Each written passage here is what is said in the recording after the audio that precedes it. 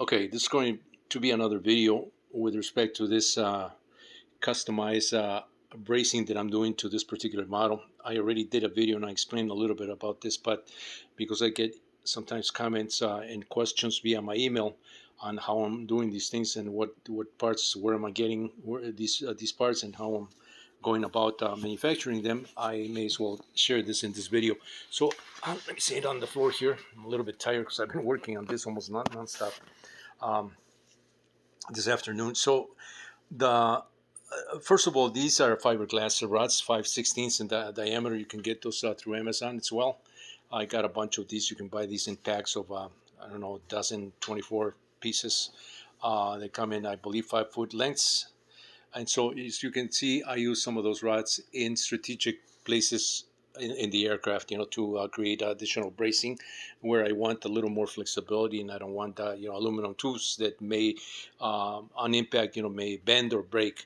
And so that's the reason why I use these rods. In my smaller models, I use carbon rods because at that scale, carbon rods are a lot easier to obtain. They're a lot cheaper too than at this particular scale. Rod like this, it starts getting pricey um, and so this works just fine. The only thing with these rods is that they're nasty to work with. That's carbon rods as well, because when you cut that, um, and you just can't avoid it unless you're wearing gloves. I typically don't wear gloves because I like to feel the item that I'm working with. And so when I'm cutting these, what I typically do is I wrap a piece of tape around the area that I'm going to cut, and then I use an abrasive saw to come in and slice that around that tape area.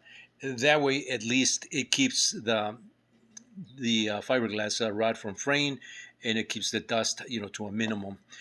Even with that level of uh, protection for from getting the fiberglass in your hands, I still get fiberglass, and I'm still a little bit itchy here from this between the hands because that powder is nasty when you cut that. Of course, you got to wear a mask, you got to wear protective goggles, just when you're doing these things. So I would recommend, if you work with these things, keep those things in mind. This is just a piece of aluminum tubing bent and created a hole tab, almost like what I do with the rest of the stuff here. But it also has a screw here. I need to complete the screw, and I need to tighten this knot in the back. Screw through that's going through a through hole that I drill after I glue these with CA or epoxy on the rod. So that's how I manufacture these rods right here.